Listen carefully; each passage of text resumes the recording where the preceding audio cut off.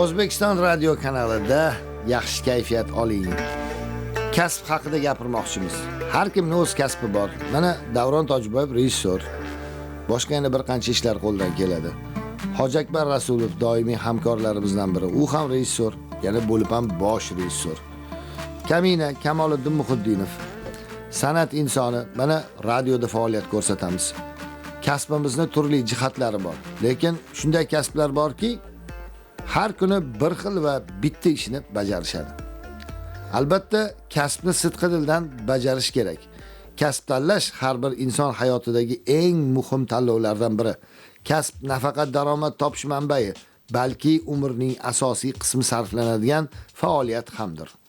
Psixologlar bunday mas'uliyatli qaror qabul qilishda faqatgina atrofdagilarning tavsiyasiga tayanish emas, tahlilni boshqa muqobil variantlarini ham qo'llashni taklif qilishadi.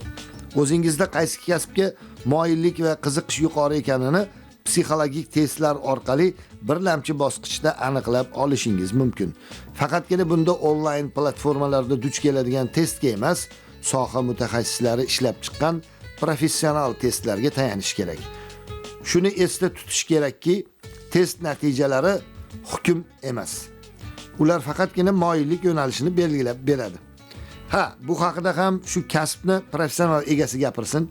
Chirchiq davlat universiteti o'qituvchisi, psixolog Saodat Yo'ldosheva shu haqidagi mulohazalarini sizga yetkazamiz. Kasb masalasida avvalambor agar o'zim haqimda gapiradigan bo'lsam, men ona kasbini sevib, yaxshi ko'rib, pedagoglik kasbini egallaganman. Qarangki, taqdir taqozosi bilan mana psixologiya yo'nalishini tugatib, psixolog bo'lganmiz. Mana shu kunda, shu kecha kunduzda hozir o'sha kasbimiz orqasidan yashab, o'zimizni ilm bilimimizni talabalarga berib kelmoqdamiz. Endi kasb tanlash masalasiga kelganimizda, albatta talabalarni, o'sha o'quvchilarni kasbga yo'naltirish masalalari bu maktabda ketadigan holat jarayon hisoblanadi. Maktabning yuqori sinfiga borganidan keyin o'quvchilarni preferentatsiya ishlari olib boriladi, ya'ni kasb tanlash masalalari. Demak, bu kasb tanlashda o'sha o'zining xususiyatidan, holatidan kelib chiqib kasb tanlashi uchun o'quvchilarga o'sha yo'llanmalar beriladi, yo'l ko'rsatiladi va ular o'sha o'zlari xohlagan kasbga yo'naladilar.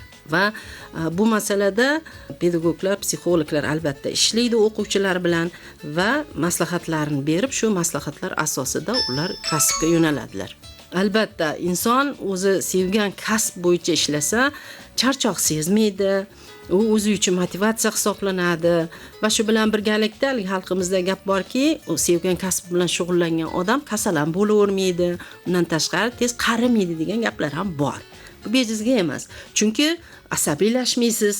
Qo'lingiz, o'sha o'zingiz, tanangiz, miyangiz tayyor kasb bilan, ya'ni o'sha layoqatingiz bor bo'lgan, o'z sevgan kasbingiz bilan shug'ullanganingiz uchun bu narsalar ancha yiroq bo'ladi. Hozirgi kun kecha kunduzda bu masalaga uncha qo'shilmaydigan joyimiz ham bor, chunki bolalarning tug'ma layoqat bilan tug'iladigan jarayoni bor. Bolaning o'sha tug'ma layoqatini aniqlagandan keyin, bilgandan keyin uni o'sha o'zining sohasi bo'yicha kasbga yo'naltirish kerak. Albatta, buning uchun ota-onadan talab qilinadigan narsa nima? Birinchidan e'tibor va bolaning layoqatini, iqtidorini hisobga olish kerak. Olib turib keyin shu bo'yicha ularni to'garaklarga yo'naltirish, ularni repetitorlarga yo'llash masalan, shu asosda bolalarni shug'ullantirsa, albatta kelajakda ular o'sha o'zi sevgan kasbi bo'yicha o'zini malakasini, ko'nikmasini orttiradi va bemalol o'qishlarga kirib ketib, u davom ettirib, ya'ni sevgan kasb bilan shug'ullanishi mumkin.